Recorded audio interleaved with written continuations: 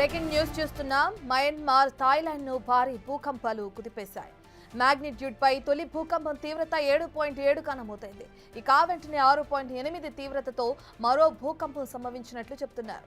దీంతో థాయిలాండ్ రాజధాని బ్యాంకాక్ లో తీవ్ర ప్రకంపనలు చోటు చేసుకున్నాయి. ఆ ప్రకంపనల ధాటికి పలు భవనాలు ధ్వంసమయ్యాయి. పెద్ద పెద్ద భవంతులు నిట్ట నిలువున కుప్పకూలాయి.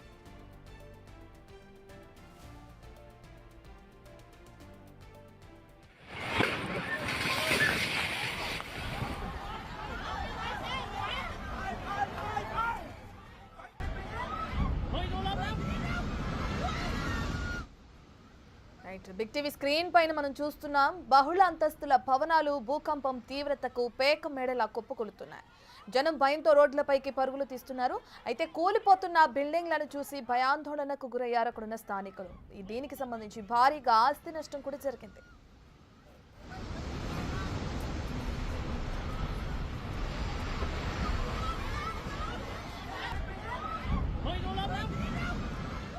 ఇప్పటికే చూసుకుంటే అటు మయన్మార్, థాయిలాండ్ లో భారీ భూకంపాలు సంభవించాయి. దానికి సంబంధించిన విజువల్స్ మనం బిగ్ టీవీ స్క్రీన్ పైన చూస్తున్నాం.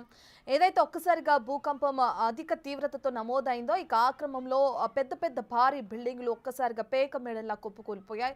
ఇక అక్కడున్న స్థానికులు అవ్వచ్చు, వర్క్ చేస్తున్న వర్కర్స్ అవ్వచ్చు, భయంతో భయాందోళన చెంది రోడ్డు పైన పరుగులు తీస్తున్న క్రమాన్ని కూడా మనం చూస్తున్నాం. అయితే ఈ భూకంపం తీవ్రత మొదటిగా 7.7గా నమోదైంది. ఇక ఆ తర్వాత 6.8 తీవ్రతతో మరో భూకంపం కూడా సంభవించినట్లు కూడా అక్కడ ఉన్నవారు చెప్తున్నారు. మనం చూస్తున్నాం థాయిలాండ్ లో భారీ అంతస్తులు, సుమారు అది 20 నుంచి 30 అంతస్తుల భవనం అయి ఉండొచ్చు. అంచనా ప్రకారం చూసుకుంటే అంత ఎత్తు భవనం ఒక్కసారిగా సంభవించిన భూకంపానికి నేల రాలటం, కుప్పకూలిపోవడం కూడా మనం చూస్తున్నాం. ఇక దీనికి సంబంధించి భారీగా ఆస్తి నష్టం జరిగినట్టు తెలుస్తుంది. మరి దానిలో ఉన్న బిల్డింగ్ లో ఉన్న ప్రజలందరూ బయటకు వచ్చారా, లేదంటే ఏదైనా ప్రాణ నష్టం జరిగిందా అనే డీటెయిల్స్ అయితే తెలియాల్సింది.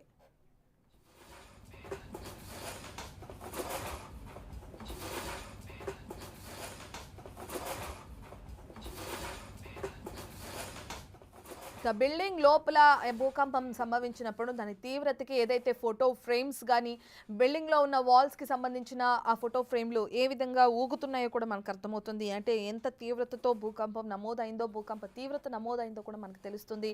ఇక మెల్లగా స్టార్ట్ అయ్యి ఈ విధంగా ఒక్కసారిగా భవనం కుప్పకూలేంత వరకు కూడా ఈ భూకంప తీవ్రత పెరిగింది. భూకంప కేంద్రం గుర్తించినట్లుగానే మొదటిగా 7.7 దగ్గర నమోదైన తీవ్రత క్రమంగా ఇంకా పెరుగుతూ కూడా వచ్చింది.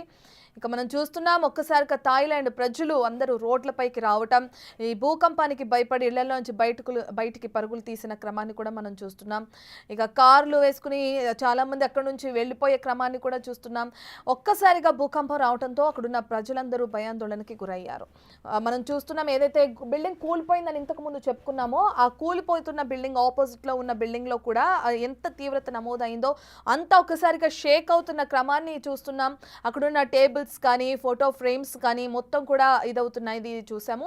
అదేవిధంగా దూరం నుంచి కొంతమంది విజువల్స్ లో కూడా క్యాప్చర్ చేస్తున్నారు. బిల్డింగ్ ఏదైతే కుప్పకూలిపోయిందో దానికి సంబంధించి భూకంప తీవ్రత ఎక్కువగా నమోదైన ప్రదేశంలో ఈ 30 నుంచి 40 అంతస్తుల బిల్డింగ్ కూలిపోయింది. దాన్ని ఆ చుట్టుపక్కల ప్రజలు కూడా తమ ఫోన్లో చిత్రీకరించే ప్రయత్నం చేస్తున్నారు. సో అక్కడున్న ప్రజలు కూడా భయాందోళన చెంది ఆ రోడ్ల పైన పరుగులు తీస్తున్నారు. సో ఎప్పుడు లేనంతగా ఈసారి ఆ భారీ ఎత్తున ఈ భూకంప తీవ్రత కూడా నమోదైంది మనం చెప్పుకోవచ్చు. కారుల్లో నుంచి అలాగే వాహనాల్లో నుంచి ఎక్కడికక్కడ వాళ్ళు తరలి వెళ్ళిపోతున్నారు. ఆ ప్రదేశం నుంచి వెళ్తూ ఫోనుల్లో క్యాప్చర్ చేస్తున్నారు ఏదైతే బిల్డింగ్ కుప్పకూలిపోయిందో దానికి సంబంధించి. ఒక్కసారిగా అక్కడున్న స్విమ్మింగ్ పూల్స్లో కూడా మనం చూస్తున్నాం బిల్డింగ్స్కి సంబంధించిన వాల్స్ కానీ ఆ గోడలన్నీ కుప్పకూలిపోయిన క్రమాన్ని కూడా చూస్తున్నాం. ఎక్కడికక్కడ పెచ్చులు ఊడిపోయి స్విమ్మింగ్ పూల్లో వాటర్ కూడా ఏ విధంగా అయితే కదలాడుతుందో కూడా మనకు అర్థమవుతుంది. ఈ భూకంప తీవ్రతకి ప్రజలందరూ భయాందోళన చెందారు. అయితే ఎంతవరకు ప్రాణ నష్టం జరిగింది, ఆ బిల్డింగ్ లో కుప్పకూలిపోతున్న బిల్డింగ్ ని కూడా మనం బిగ్ టీవీ స్క్రీన్ పైన చూస్తున్నాం. ఆ బిల్డింగ్ లో ఇంకా ఎవరైనా ఉన్నారా, ఆస్తి నష్టంతో పాటు ప్రాణ నష్టం కూడా ఏమైనా జరిగిందా, అందరూ బయటకు వచ్చేసారా లేదా అనే డీటెయిల్స్ అయితే తెలియాల్సింది. థాయిలాండ్ లో ఇది ఘోరమైన భూకంపం అని మనం చెప్పుకోవచ్చు. దీనికి సంబంధించిన పూర్తి డీటెయిల్స్ అందించడానికి మా ప్రతినిధి శివ ఢిల్లీ నుంచి అందుబాటులో ఉన్నారు. శివ, మనం చూస్తున్నాం సుమారు 30 నుంచి 40 అంతస్తుల బిల్డింగ్ పేక మేడలా కుప్పకూలిపోయింది. అయితే ఇంతకు ముందు వచ్చిన చాలాసార్లు భూకంపాలు సంభవిస్తాయి, ఇక అందులో దీని తీవ్రత ఎక్కువగా ఉందని చెప్పుకోవచ్చా? ఆస్తి నష్టం జరిగినట్లు తెలుస్తుంది. మరి ప్రాణ నష్టానికి సంబంధించిన డీటెయిల్స్ ఏ విధంగా ఉన్నాయి శివ? సెంట్రల్ మధ్యాహ్నం 12 గంటలకు ఈ భూకంపం సంభవించింది. భూకంప తీవ్రత రిక్టర్ స్కేల్ పైన 7.7గా నమోదైంది. సగయంగ్ నగరానికి వాయువ్యంగా 16 కిలోమీటర్ల దూరంలో 10 కిలోమీటర్ల లోతులు భూకంప కేంద్రం ఉన్నట్లుగా కూడా యునైటెడ్ స్టేట్స్ జియోలాజికల్ సర్వే తెలిపింది. ప్రాణ నష్టం గురించి ఇప్పటి వరకు ఎటువంటి అధికారిక నివేదికలు అయితే లేవు, కానీ ఆస్తి నష్టం అయితే భారీగా జరిగినట్లు తెలుస్తుంది. ఉత్తర థాయిలాండ్ వరకు ఈ ప్రకంపనలు సంభవించాయనేది కూడా ప్రధానంగా తెలుస్తుంది. ఇక్కడ రాజధాని బ్యాంకాక్ లో కూడా కొన్ని మెట్రో మరియు రైలు సేవలు భూకంప తీవ్రతను దృష్టిలో ఉంచుకుని భూకంపం సంభవించిన నేపథ్యంలో సేవలను కూడా నిలిపివేశారు. చైనాలోని యునాన్ ప్రావిన్స్ లో బీజింగ్ లో దీని యొక్క భూకంప ఏజెన్సీ ప్రకారం కొన్ని కీలక విషయాలైతే వెల్లడించారు. ఇక ఇతర నగరాల్లో భవనాలు షేక్ అవుతున్నట్లుగా కూడా గుర్తించారు. ప్రజలు భయాందోళనతో వీధిలోకి పరిగెత్తడానికి కూడా ప్రధానంగా మనకు విజువల్స్ చూసి అర్థమవుతుంది. ఇంట్లో నిద్రపోతున్న కొంతమంది దీనికి సంబంధించి కూడా స్పందించారు.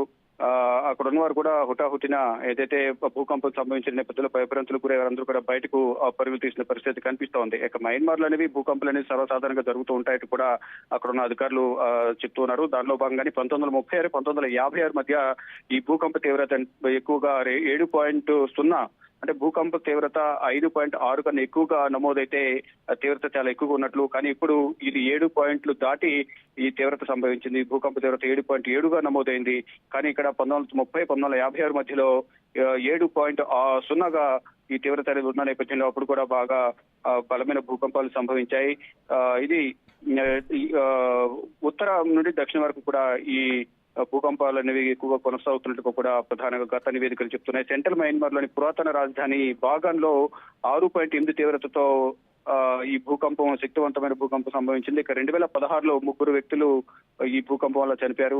పర్యాటక ప్రదేశంలోని గోపురాలు మరియు ఆలయ గోడలు కూడా గతంలో కూలిపోయినట్టుగా కూడా తెలుస్తుంది. కానీ ఇప్పుడు వచ్చిన భూకంప తీవ్రత వల్ల ఎత్తైన భవనాలు ఏదైతే మనం విజువల్స్ చూస్తున్నామో, ఎత్తైన భవనాలు దానికి సంబంధించిన శిథిలాలు కిందకు పడటం కానీ, ఆ శిథిలాల కింద కొంతమంది కొన్ని భవనాలు కుప్పకూలినట్టు తెలుస్తుంది. ఆ భవనాలను కింద చిక్కుకున్న కొంతమందిని గాయపడిన వారిని సమీపంలోని ఆసుపత్రికి తరలించారు. కానీ ప్రాణ నష్టానికి సంబంధించి అయితే ఎటువంటి అధికారిక ప్రకటన అయితే ఇటు మయన్మార్ ప్రభుత్వం చేయలేదు. కానీ ఇటు ఆస్తి నష్టం అయితే భారీగా జరిగిందని చెప్తున్నారు. ఇక భూకంపం వచ్చిన నేపథ్యంలో ఎత్తైన భవనాలు ఎవరైతే ఉన్నారో వారందరినీ కూడా ఇళ్లని ఖాళీ చేయించి సురక్షిత ప్రాంతాలకు తరలించేందుకు ప్రయత్నాలు అయితే మయన్మార్ ప్రభుత్వం చేస్తున్న అధికారులు కూడా ఈ సహాయక చర్యలో నిమగ్నమై ఉన్నారు.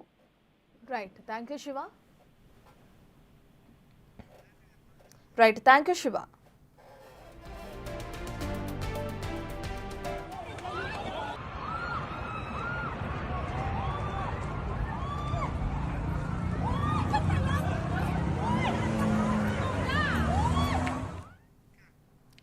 థాయిలాండ్లో సంభవించిన భూకంపానికి సంబంధించి మరిన్ని అప్డేట్స్ అందించడానికి ఇన్పుట్ ఎడిటర్ పవన్ లైవ్లో జాయిన్ అవుతున్నారు.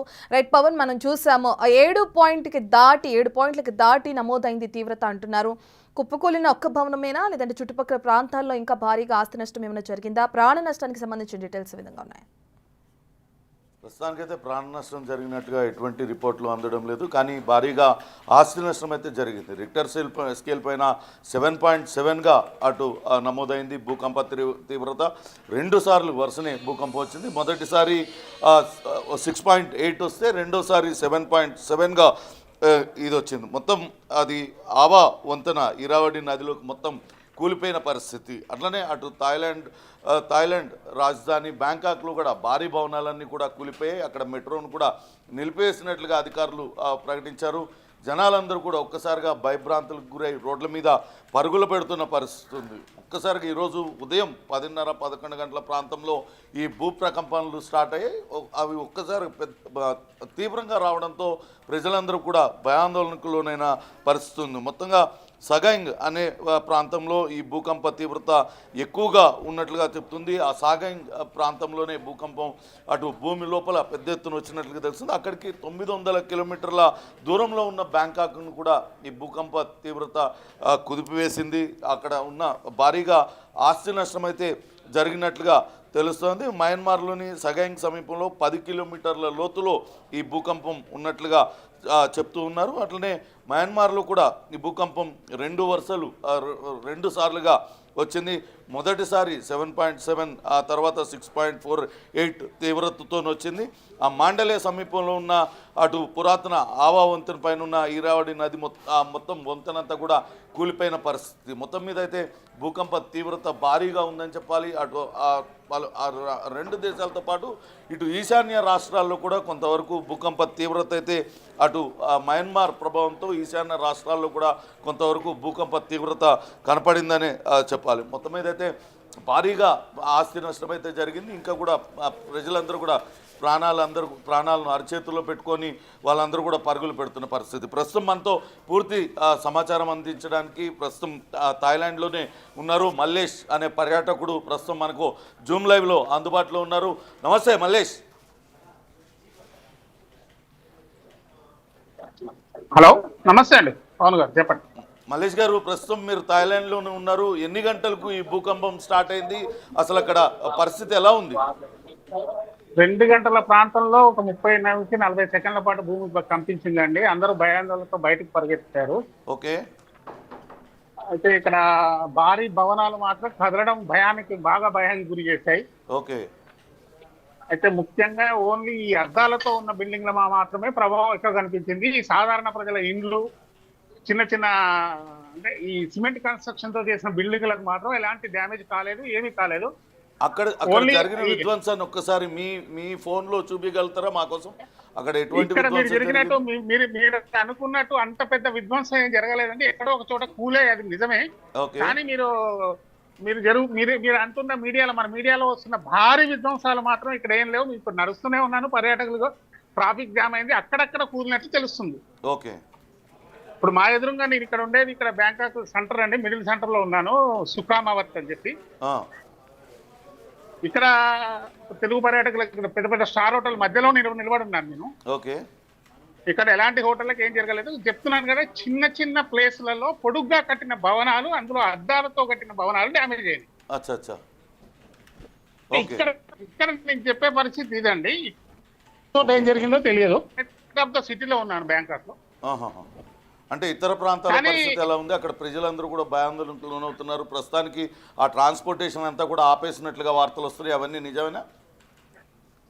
లేదండి, ఓన్లీ మామూలుగా ట్రాఫిక్ జామ్ మాత్రం జరిగింది. మీరు చూడొచ్చు, లైవ్ లోనే నేను నడుస్తున్నాను. ఇక్కడ ట్రాఫిక్ జామ్ ఉంది తప్ప ఆపడం ఏం లేదు. కొన్ని అంబులెన్సులు వెళ్ళాయి, నా ఎదురులో గ్లాస్ పడిపోయాయి, బిల్డింగ్ పడిపోలేదు, గ్లాసులు పడిపోయాయి.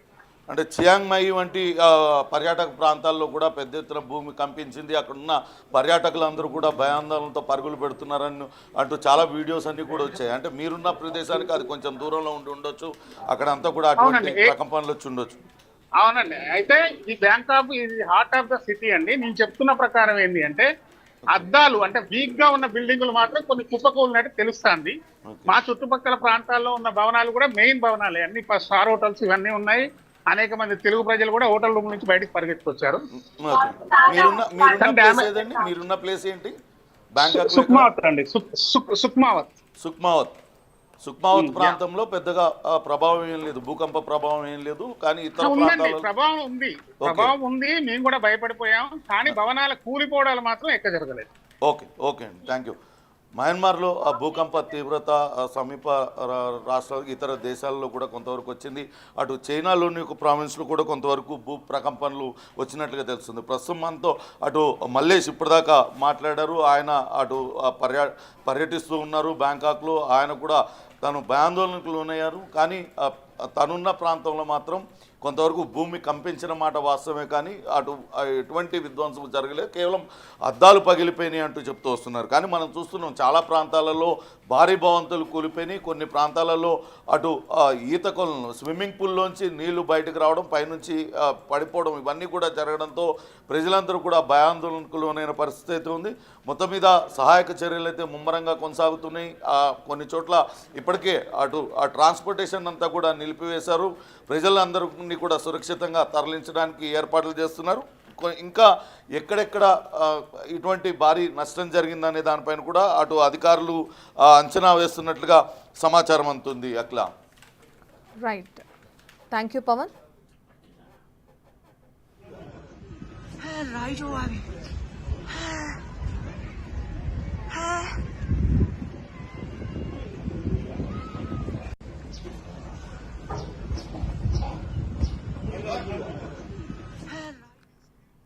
ఇక మయన్మార్ థాయిలాండ్లకు సంబంధించి భారీ భూకంపాలు కుదిపేశాయి. మ్యాగ్నిట్యూడ్ పై తొలి భూకంప తీవ్రత 7.7గా నమోదైంది. ఇక ఆ వెంటనే 6.8 తీవ్రతతో మరో భూకంపం సంభవించినట్లు కూడా అక్కడ ఉన్నవారు చెప్తున్నారు. దీంతో థాయిలాండ్ రాజధాని బ్యాంకాక్ లో తీవ్ర ప్రకంపనలు చోటు చేసుకున్నాయి. మనం బిగ్ టీవీ స్క్రీన్ పైన ఇప్పటికే విజువల్స్ లో చూస్తున్నాం. ఏదైతే భూకంప తీవ్రతతో అక్కడున్న బిల్డింగ్లు కానీ ఆ గోడలకున్న వాల్స్ కానీ ఒక్కసారిగా కుప్పకూలిపోయిన ఘటన మనకి తెలుస్తుంది.